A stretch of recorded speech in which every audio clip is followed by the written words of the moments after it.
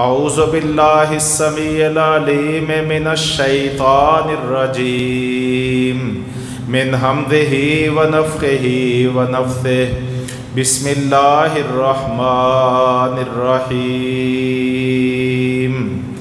یا ایہا الذین آمنوا اذکروا نعمت اللہ علیکم اذ جاءتکم جنود فارسلنا علیہم ریحا وجنودا لم تروها وکان اللہ بما تعملون بصیرا اذ جاءوکم من فوقکم ومن اسفل منکم وَإِذْ زَاغَتِ الْأَبْصَارُ وَبَلَغَتِ الْقُلُوبُ الْحَنَاجِرَ وَتَظُنُّونَ بِاللَّهِ الظُّنُونَا هُنَالِكَ ابْتُلِيَ الْمُؤْمِنُونَ وَزُلْزِلُوا زِلْزَالًا شَدِيدًا۔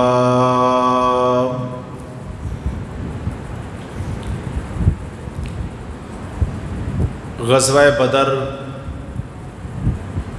اور غزوہ احد کے بعد مشرکین عرب ان کی آتش انتقام اور زیادہ بھڑک اٹھی تھی۔ کل تک وہ خوف اور ہیبت جو مشرکین مکہ کو بے چین اور بے قرار کر رہی تھی، اب مدینہ منورہ کی ہیبت گویا کہ سارے عرب پہ چھا رہی تھی، اور ہر کوئی اپنے اندر ایک خوف محسوس کر رہا تھا۔ تو اس کا رد عمل کیا تھا کہ سب مل کے ایک اتحاد بنا کے مدینہ کی بستی پر حملہ کریں۔ سو یہ ایک مہم تھی جو مکہ سے لے کے مدینہ تک اور مشرکین سے لے کر یہود مدینہ تک اور مدینہ منورہ کے گرد و نواح میں بسنے والے قبائل، ان سب کے اندر یہ ایک مہم چل رہی تھی کہ ایک ایک کر کے الگ الگ مدینہ کی قوت کا خاتمہ نہیں کیا جا سکتا، ہم سب کو مل کے یکجا ہو کے یک بارگی حملہ کر کے مدینہ منورہ کی اینٹ سے اینٹ بجانی چاہیے۔ سو یہ 5 ہجری ہے، نبی کریم صلی اللہ علیہ وسلم کو ہجرت کیے گویا کہ ابھی 5 سال کا دورانیہ گزرا ہے کہ سارا عرب آپ صلی اللہ علیہ وسلم کے خلاف، آپ کی دعوت اور نظریے کے خلاف، آپ کے شہر مدینہ کے مقابلے میں اب کی بار سارا عرب اکٹھا ہو گیا ہے۔ اس موقع پر اللہ تبارک و تعالی قرآن کی یہ آیات نازل فرما رہا ہے جن کی میں نے آپ کے سامنے تلاوت کی ہے۔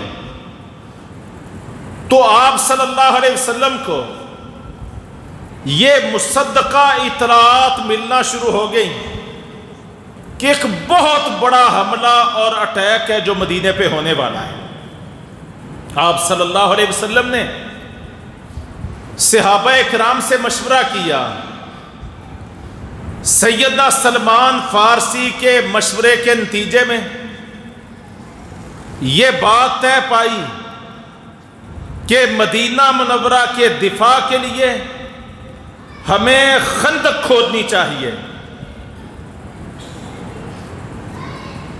ڈاکٹر حمید اللہ جو ایک بڑے محقق گزرے ہیں اس دور کے، ان کے بقول یہ کوئی 5-5.5 کلومیٹر لمبی، کوئی 10 میٹر چوڑی اور 5 میٹر گہری یہ خندق تھی جو مدینہ منورہ کے گرد و نواح میں لگ بھگ ایک ایک مہینہ مسلسل مشقت کر کے صحابہ اکرام نے نبی کریم صلی اللہ علیہ وسلم کی قیادت میں یہ خندق کھودی۔ مقصد کیا تھا؟ مدینہ منورہ کا تحفظ، مدینہ کا دفاع۔ تدبیر کیا تھی؟ وہی لشکر جو بدر میں میدان میں نکل کے مار کر رہا تھے، احد میں میدان میں نکل کے انہوں نے دشمن کا مقابلہ کیا تھا۔ آج چونکہ دشمن بہت بڑا اور بہت کیل کانٹے سے لیس اور چہار جانب سے حملہ آور تھا، تو تدبیر میں، تکنیک میں تبدیلی کی گئی تھی کہ باہر جا کے دو بدو لڑنے کی بجائے خندق کھود کے دشمن کو پیچھے روک لیا جائے اور یوں وقت گزارا جائے اور دشمن کی قوت کو، ان کے عزائم کو، ان کے جذبات کو، ان کی آتش انتقام کو یوں ٹھنڈا کیا جائے۔ یہ ایک حکمت عملی تھی جو نبی کریم صلی اللہ علیہ وسلم نے اپنائی تھی۔ میں نے عرض کیا ایک مہینہ سردیوں کی ٹھٹھرتی ہوئی ساعتیں تھیں، یخ سردی کے دن تھے اور سارا دن صحابہ اکرام خندق کھودنے میں، اور صرف صحابہ نہیں خندق کھودتے تھے، خود نبی کریم صلی اللہ علیہ وسلم بھی اپنے ساتھیوں کے ساتھ خندق کی کھدائی میں، چٹانوں کو توڑنے میں اور پتھر اور مٹی خندق سے باہر ڈھونے میں نبی کریم صلی اللہ علیہ وسلم بھی صحابہ کے دوش بدوش کام کر رہے تھے۔ بڑا مشکل اور شدت کا مرحلہ تھا۔ نبی کریم صلی اللہ علیہ وسلم خندق کی کھدائی کے موقع پہ یہ اشعار پڑھتے، صحابہ کے جذبوں کو مہمیز دیتے، فرماتے اللہم ان العیش عیش الاخرہ فاغفر للانصار والمہاجرہ۔ اے اللہ، حقیقی پائیدار کامیابی والی زندگی تو آخرت کی زندگی ہے، میں تو اس سے اپنے انصار اور مہاجر ساتھیوں کی آخرت کی کامیابی کا سوال کرتا ہوں۔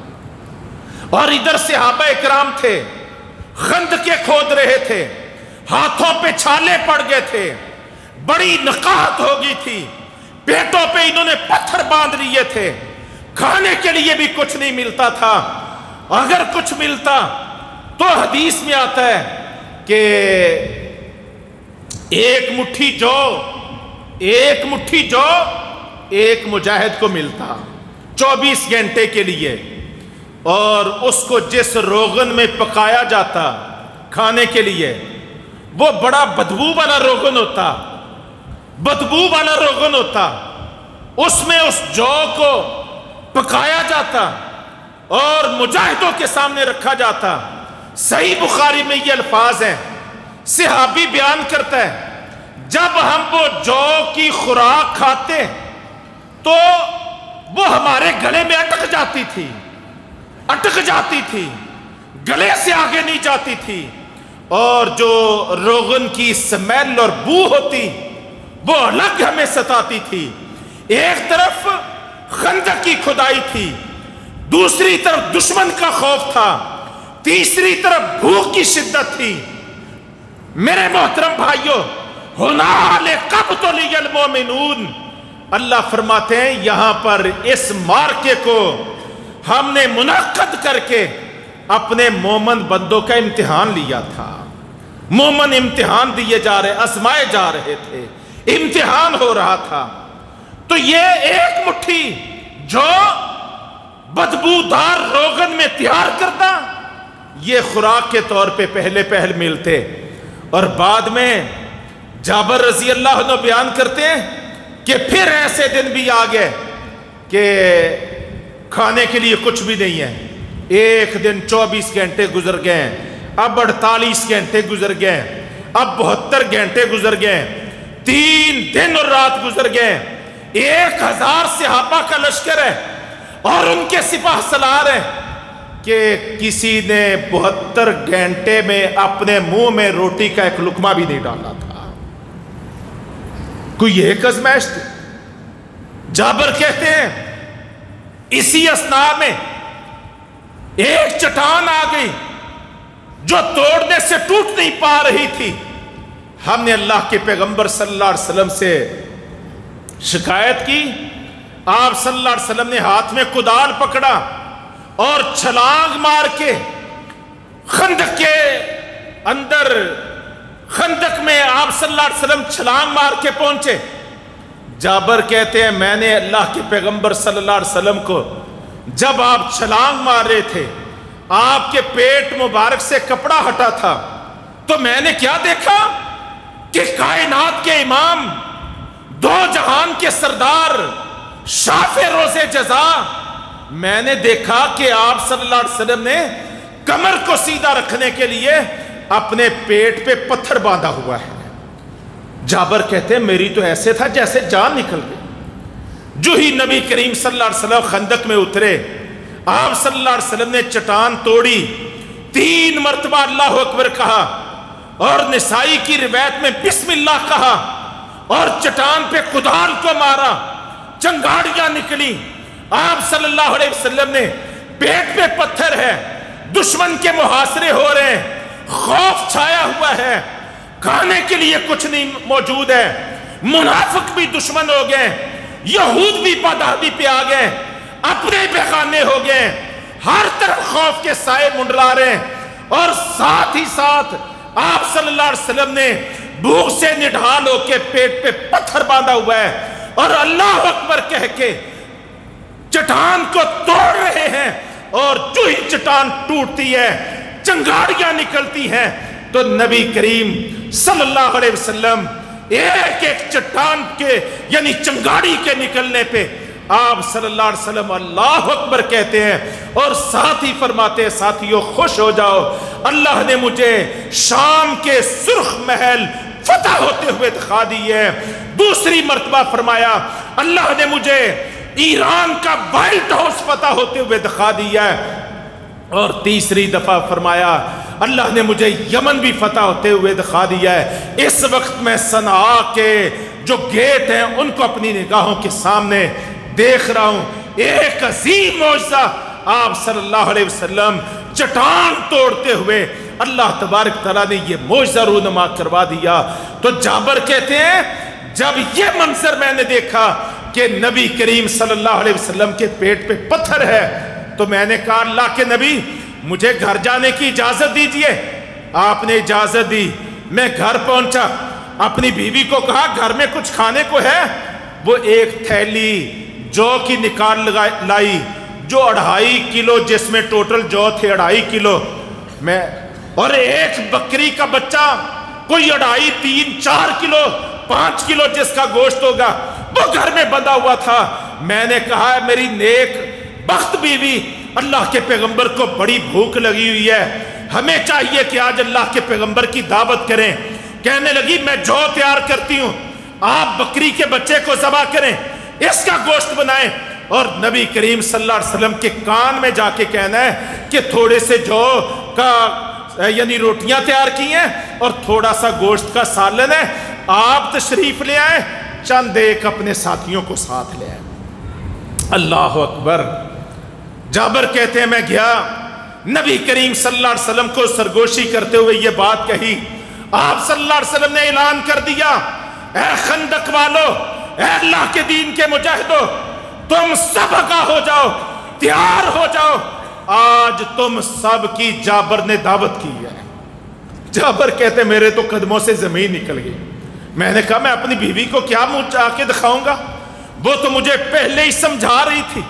میں گھر گیا، میں گھر پہنچا، اس کو بتایا کہ میں نے تو اللہ کے نبی کو سرگوشی میں کہا، لیکن آپ صلی اللہ علیہ وسلم نے تو 1000 مجاہدین کے لشکر کو اعلان کر دیا ہے، سارے کے سارے بھوکے ہیں، 3 دن سے کسی نے بھی کچھ نہیں کھایا، ہمارا کھانا تو بہت تھوڑا ہے اور مہمان 1000 ہمارے پاس آ رہے ہیں. اور نبی صلی اللہ علیہ وسلم کا یہ پیغام بھی پہنچ گیا کہ ہنڈیا کو چولہے سے اتارنا نہیں ہے، جب تک میں نہ پہنچوں آٹے کی روٹیاں نہیں بنانا ہے۔ آپ صلی اللہ علیہ وسلم تشریف لائے، آپ نے برکت کی دعا کی، فرمایا روٹیاں پکانا شروع کر دو، اور ہنڈیاں چولہے پہ رہے اور اس سے سالن نکالنا شروع کر دو۔ ساتھیوں بھائیوں 2.5 کلو جو تھے، کوئی 3 4 5 کلو گوشت ہوگا۔ 1000 مجاہد تھے، غازی تھے، جو 72 گھنٹے سے لگ بھگ بھوکے تھے، سب نے کھانا تھا، قطار میں موجود تھے۔ آپ اعلان کر رہے تھے کہ باری باری جابر کے گھر میں آنا ہے، اور روٹیاں پک رہی تھی۔ نبی کریم صلی اللہ علیہ وسلم جو روٹیاں آپ کے سامنے آتی، آپ ان کا چورا کرتے اور ان کے اوپر ہنڈیا سے سالن اپنے دستے مبارک سے ڈالتے، اور سرید تیار کر کے پرات میں، کنالی میں، برتن میں مجاہدوں کے سامنے رکھتے اور فرماتے بسم اللہ کر کے کھاتے جاؤ۔ مجاہدوں کے دستوں کے دستے آ رہے ہیں اور اللہ کا نام لے کے کھا رہے ہیں، پیٹ بھر رہے ہیں، ان کی کوکھ نکل رہی ہے، اور جناب سیر ہو کے کھا رہے ہیں اور جا رہے ہیں۔ یوں بھائی ایک ایک دستہ کر کے 1000 کے 1000 مجاہد کھا چکے تھے۔ آپ صلی اللہ علیہ وسلم فرما رہے تھے اے جابر کے گھر والوں، اب تم بھی کھا لو۔ جابر کے گھر والوں اپنے پڑوسیوں کو بھی پہنچا دو کہ تمہارے پڑوسیوں نے بھی، مدینہ والوں نے بھی کئی دن سے کچھ نہیں کھایا ہے۔ جابر کہتے ہیں اللہ سچے کی قسم کھا کے کہتا ہوں کہ مجاہدوں نے بھی کھایا، امام المجاہدین نے بھی کھایا، گھر والوں نے بھی کھایا، ہم نے پڑوسیوں کو بھی دیا، لیکن آٹے کا ایک لقمہ کم نہیں ہوا، اور ہنڈیا جس طرح بھری ہوئی تھی، جب سب کھا کے جا چکے تھے ہم دیکھ رہے تھے ہنڈیا اسی طرح ابل بھی رہی تھی اور گوشت سے بھری ہوئی بھی تھی۔ احزاب کا موقع ہے، یوں 1 مہینہ لگا ہے خندق کھودنے میں، اور خوف تھا، ہر وقت یہ کھٹکا ہوتا تھا کہ ابھی دشمن پہنچا، ہر وقت یہ کھٹکا مدینے والوں کو لگا رہتا۔ نتیجہ کیا تھا کہ باقی لوگ سارا دن مشقت کر کے، خندق کھود کے، تھک ہار کے سرے شام گھروں کو چلے جاتے، اپنی نیند کرتے، تھکاوٹ کو دور کرتے، لیکن میرے اور آپ کے قائد، کائنات کے امام، انبیاء کے سردار، آپ صلی اللہ علیہ وسلم کی کیفیت کیا ہے؟ آپ نے کس طرح مدینہ کے وطن کا دفاع کیا، کیسے اس کا تحفظ کیا؟ آؤ بخاری مسلم میں آپ کے سامنے رکھتا ہوں، جب صحابہ سارے دن کے تھکے ماندے وہ آرام کے بستروں میں چلے جاتے، نبی کریم صلی اللہ علیہ وسلم ہاتھ میں تلوار لے کے ساری رات مدینہ منورہ کے گرد و نواح کا پہرا دیا کرتے ہیں۔ وطن کا یوں دفاع کیا جاتا ہے، دیس کا یوں دفاع کیا جاتا ہے، نظریے کا یوں تحفظ کیا جاتا ہے، ساری رات۔ یہ ایک رات کا واقعہ ہے، آدھی رات کا وقت تھا، کھٹکا محسوس ہوا کہ دشمن نے گویا کہ حملہ کر دیا۔ آدھی رات، دن ہی ایسے تھے، لمحات ہی ایسے تھے، موسم ہی ایسا تھا، نظر یہ آ رہا تھا کہ ابھی حملہ ہوا۔ آدھی رات کے وقت دشمن کے حملے کا کھٹکا محسوس ہوا، صحابہ بھی بیدار ہوئے، لیکن سب سے پہلے بیدار ہونے والے نبی کریم صلی اللہ علیہ وسلم تھے۔ ابو طلحہ انصاری کا گھوڑا قریب بندھا ہوا تھا آپ کی چارپائی کی، آپ کے بستر کے، اور آپ صلی اللہ علیہ وسلم جب سوتے تھے اپنی چارپائی کے ساتھ اپنی تلوار کو رکھ کے سویا کرتے تھے۔ آپ صلی اللہ علیہ وسلم بیدار ہوئے، اپنی تلوار کو اپنے سینے کے ساتھ حمل کیا اور بغیر کاٹھی اور پیڈل کے ابو طلحہ انصاری رضی اللہ عنہ کے گھوڑے کی ننگی پشت پہ جمپ لگا کے اللہ کے پیغمبر صلی اللہ علیہ وسلم سوار ہوئے ہیں۔ عمر کتنی ہے گجرانوالہ کے ساتھیوں؟ جب کا میں واقعہ آپ کو بیان کر رہا ہوں، کوئی آپ صلی اللہ علیہ وسلم 60 سال کی عمر میں تھے، ایک کم 60 سال کی عمر، جب آپ صلی اللہ علیہ وسلم ابو طلحہ انصاری کے چاقو چوبند شریرے گھوڑے کی پشت پہ بغیر کاٹھی کے، بغیر پیڈل کے جمپ لگا کے سوار ہوتے ہیں۔ اور اس کو ایڑ لگاتے ہیں، اور جس طرف سے دشمن کے حملے کا کھٹکا محسوس ہوا تھا آپ صلی اللہ علیہ وسلم اس طرف نکل جاتے ہیں، سارے علاقے کی ریکی کر کے، علاقے کا جائزہ لے کے، حالات کا مطالعہ کر کے واپس تشریف لا رہے ہیں۔ اب صحابہ اکرام بھی اس طرف بڑھے ہیں اور آپ صلی اللہ علیہ وسلم فرما رہے ہیں ساتھیوں گھبراؤ نہیں، پریشان نہ ہو، وہ جو تمہیں کھٹکا محسوس ہوا وہی مجھے خطرہ محسوس ہوا۔ میں نے سوچا کہ اگر رات کی ان تاریکیوں میں دشمن نے میرے شہر پہ، میرے دیس پہ حملہ کرنے کی جرات کی ہے تو آج اکیلا محمد ہی سارے دشمن کا مقابلہ کرے گا۔ یہ آپ صلی اللہ علیہ وسلم کا کردار ہے، یہ آپ صلی اللہ علیہ وسلم کا عمل ہے۔ یوں پھر وہ وقت آ گیا جس کے بارے میں اللہ قرآن کی سورۃ الاحزاب 21ویں پارے میں فرماتے ہیں اِذْ جَاءُوكُم مِّن فَوْقِكُمْ وَمِنْ أَسْفَلَ مِنْكُمْ وَإِذْ زَاغَتِ الْأَبْصَارُ وَبَلَغَتِ الْقُلُوبُ الْحَنَاجِرَ۔ وہ وقت آ گیا، وہ مرحلہ آ گیا کہ ہر طرف سے دشمن ہی دشمن، مشرق سے دشمن آ رہا ہے، مغرب سے دشمن آ رہا ہے، پہاڑوں کی چوٹیوں سے دشمن اتر رہا ہے، نیچے وادیوں میں دیکھتے ہیں دشمن ہے۔ وَإِذْ زَاغَتِ الْأَبْصَارُ، دشمن کی آمد کے یہ انداز دیکھ کے آنکھیں پتھر ہوئے جا رہی تھی۔ وَبَلَغَتِ الْقُلُوبُ الْحَنَاجِرَ، اور دل ایسے تھا جیسے سینے سے نکل کے حلق کو آیا چاہتے ہیں۔ هُنَالِكَ ابْتُلِيَ الْمُؤْمِنُونَ، یہاں مومنوں کی آزمائش ہوئی، چہار جانب سے محاصرے ہو گئے، کریک ڈاؤن ہو گئے، ڈیرے پڑ گئے۔ بھائیو ان شدید حالات میں اللہ قرآن کی سورۃ الاحزاب میں فرماتے ہیں لَقَدْ كَانَ لَكُمْ فِي رَسُولِ اللَّهِ أُسْوَةٌ حَسَنَةٌ، تمہارے لیے میرے پیغمبر صلی اللہ علیہ وسلم کی ذات گرامی میں بہترین رہنمائی موجود ہے۔ جو دنیا اور آخرت کی کامیابی چاہتا ہے اس کو چاہیے کہ وہ پڑھے کہ اس شدید گھٹن کے موقع پہ، محاصرے کے موقع پہ، جب ساری خدائی دشمن ہو گئی تھی، اس وقت میرے پیغمبر نے اور آپ کے صحابہ نے کیا طریقہ اختیار کیا تھا۔ کوئی غلامی اختیار نہیں کی، کوئی بزدلی کا راستہ اختیار نہیں کیا، کوئی ڈری ٹریک نہیں ہوئے، کوئی نظریے سے آپ صلی اللہ علیہ وسلم ہٹے نہیں ہیں، کوئی جہاد سے دستبرداری نہیں کی ہے، بلکہ کھڑے رہے ہیں، ڈٹے رہے ہیں اور قائم رہے ہیں، استقامت اختیار کی ہے۔ صحابہ کا بھی ایمان پہلے سے زیادہ ہوا ہے، اللہ کی نصرتوں پہ یقین میں اضافہ ہوا ہے، اور یہ ہر قسم کے حالات میں یہ کھڑے رہے ہیں، ڈٹے رہے ہیں۔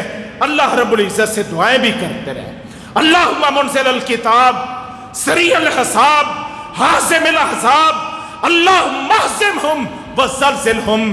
اے اللہ کتاب کو نازل کرنے والے اور دشمنوں کو شکست دینے والے، اے اللہ ہم تو اس سے دعا کرتے ہیں ان آنے والے اتحادیوں کو شکست فاش سے دوچار کر دے اور ان کے قدموں کو ڈگمگا دے، ان کے قدموں کو لڑکھڑا دے۔ آپ صلی اللہ علیہ وسلم یہ دعائیں کریں۔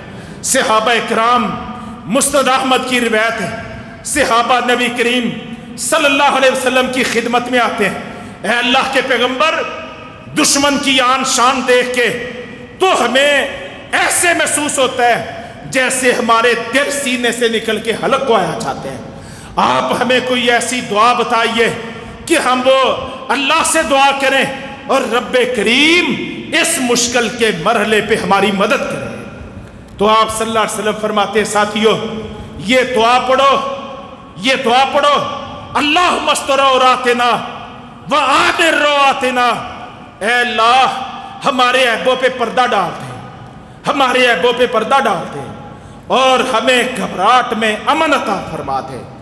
صحابہ کہتے ہیں کہ جو ہی ہم نے اس دعا کا اہتمام کرنا شروع کیا، 20 دن دشمن کے گھیرے کے گزر چکے تھے، 20 دن ہم نے دعا کرنا شروع کی، اللہم استر عوراتنا وآمن رواتنا، اے اللہ ہمیں ہمارے عیبوں پہ پردہ ڈال دے اور ہمیں گھبراہٹ میں امن عطا فرما دے۔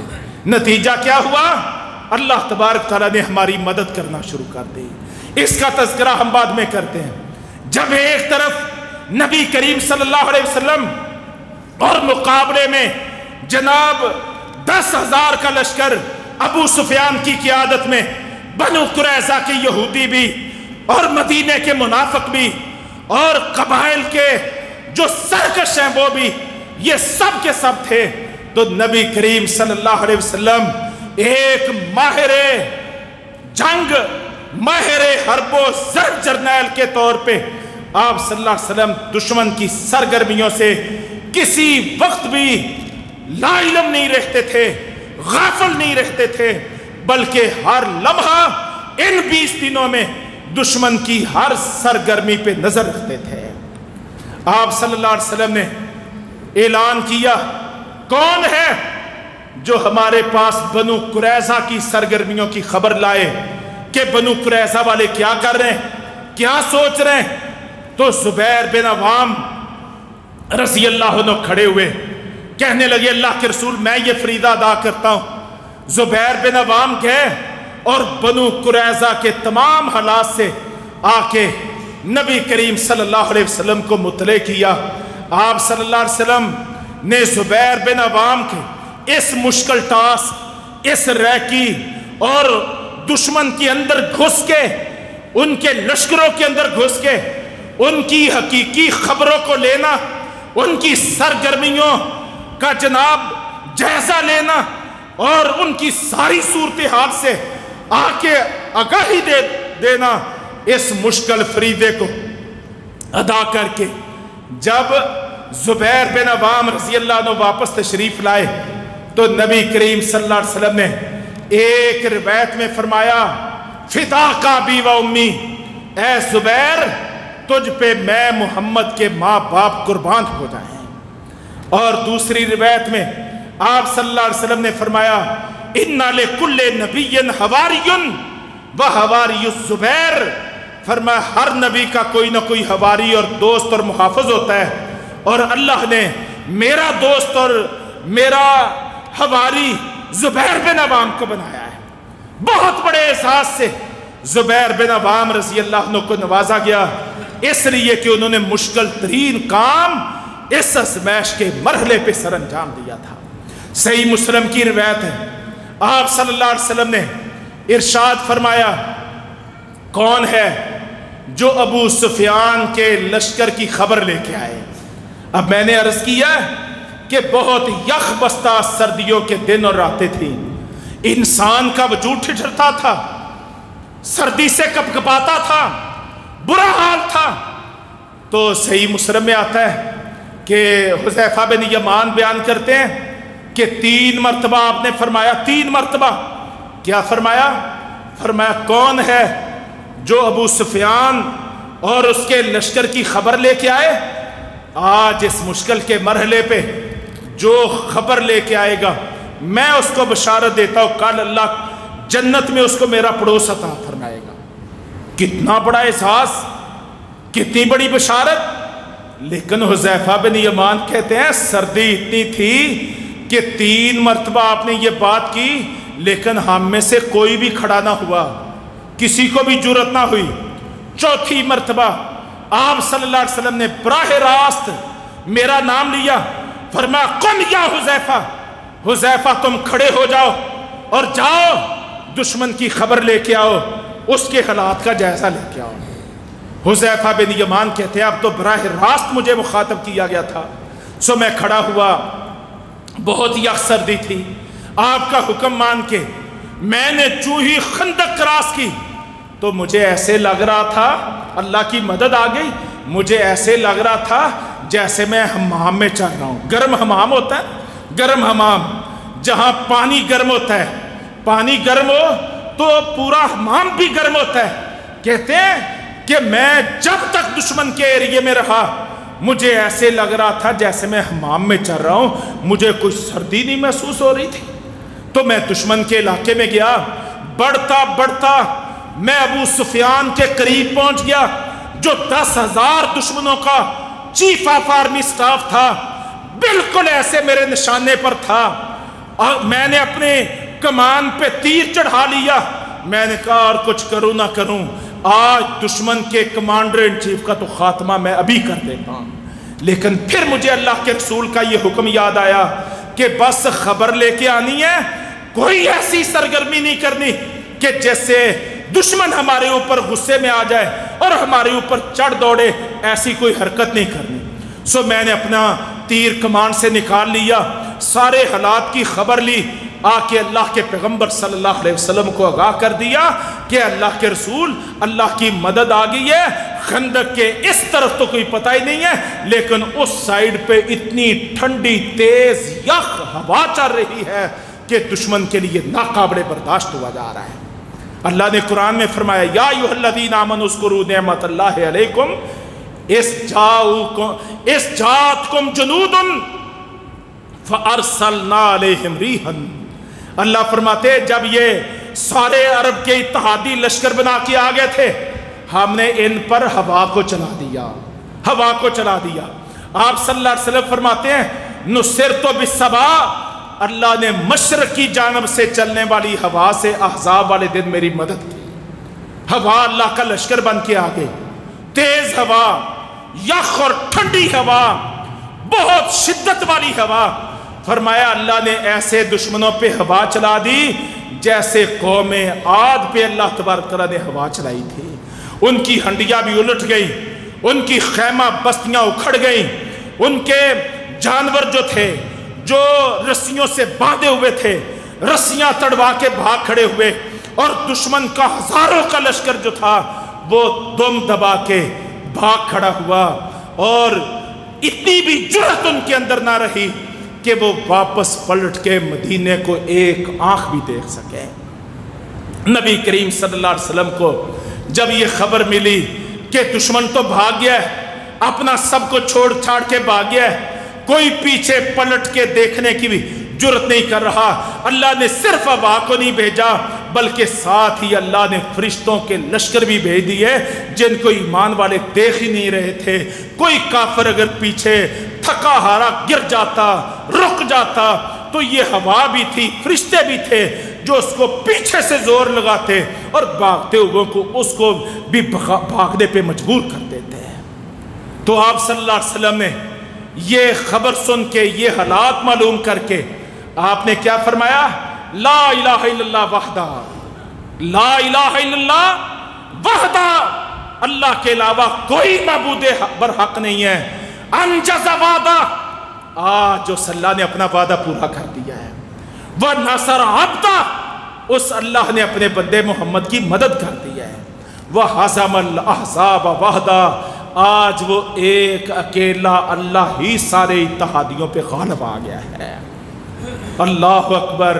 یوں اللہ تبارک تعالیٰ نے بھائیو اس تیسرے مارکے جو بہت بڑا مارکا تھا, جو انتہائی کٹھن مارکا تھا, جو جان کھینچ لینے والا مارکا تھا, جس میں ایک ازمائش نہیں تھی, ہما تن ازمائش اور امتحان ہی امتحان تھے. ہر طرف سے مومن ہر انداز میں ازمائے جا رہے تھے. اس عظیم الشان مارکے میں بھی اللہ رب العزت نے اپنی مدد اور اپنے لشکر بھیج کے اپنے بندوں کی مدد کی. اور نبی کریم صلی اللہ علیہ وسلم نے ارشاد فرمایا الآن نغزوہم ولا یغزوننا, فرمایا دشمنوں نے جو کچھ کرنا تھا, جو حرکتیں تدبیریں خباستیں سازشیں کرنا تھی وہ سب انہوں نے کر لی, لیکن ناکام رہے, نامراد رہے. فرمایا اب آئندہ کبھی یہ اتحادی مدینہ منورہ پہ حملہ کرنے کی جرت نہیں کریں گے. اب آئندہ جب بھی حملہ کریں گے فوج کشی ہوگی تو وہ ہماری طرف سے ہوا کریں گے. الآن نصیر الیہم, اب ہم ان پہ چڑھائی کیا کریں گے.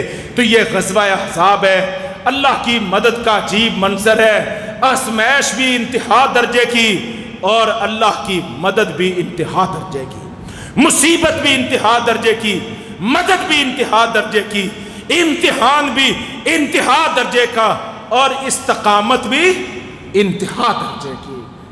ہر اعتبار سے اللہ کی مدد بھی انتہا درجے کی. سو میرے محترم بھائیوں, یہ بدر کا مارکا, یہ احد کا مارکا, یہ احزاب کا مارکا, یہ تین مارکے ایسے تھے کہ دشمن حملہ کرتا تھا اور نبی کریم صلی اللہ علیہ وسلم اپنے ساتھیوں کے ساتھ مل کے مدینہ منورہ کا، اپنے نظریے کا، عقیدے کا، دعوت کا دفاع کرتے تھے۔ ان 3 مارکوں کے بعد اب اگلا مرحلہ شروع ہو گیا ہے، حالات بدل گئے، اب دشمن کی کمر ٹوٹ گئی ہے، منکا توڑ دیا گیا مارکے کے میدان میں، اس کے حوصلے پست ہو گئے، ان کی ساری تدبیریں ناکام ہو گئی ہیں۔ اب آئندہ کا جو دور ہوگا وہ مدینے سے چلنے والے لشکروں اور قافلوں کا ہوگا۔ دشمن دفاعی پوزیشن میں چلا جاتا ہے اور مدینے کی قوت جو ہے، اسلامی قوت، طاقت، یہ جارحانہ اوفینسو پوزیشن میں اللہ تبارک تعالیٰ اس کو کھڑا کر دیتا ہے۔ تو یہ بڑا مبارک مارکہ تھا، بڑا شاندار مارکہ تھا۔ صحابہ اکرام رضی اللہ عنہم نے اللہ سے قسمیں کھائی ہوئی تھی کہ جب تک جان میں جان رہے گی، کچھ کھانے کو ملے نہ ملے، کوئی ساتھ نبھائے نہ نبھائے، جب تک ہمارے وجود میں آخری سانس باقی ہے، ہم اللہ کے رسول پر بیعت کر چکے ہیں کہ اللہ کے نام پہ اپنی جانوں کے، اپنی جوانیوں کے ہم اس کو قربان کرتے رہیں گے اور اللہ کے راستے میں جہاد کرتے رہیں گے۔ اللہ نے اپنے پیغمبر کو بھی آزما لیا، پیغمبر کے صحابہ کا امتحان بھی لے لیا، یہ کامیاب ٹھہرے تو اللہ کی مدد آئی اور کامیابیاں اور کامرانیاں ان لوگوں کا مقدر بنی۔ اللہ سمجھنے کی اور عمل کی توفیق عطا فرمائے۔ اقول قولی ھذا استغفر اللہ لی ولکم۔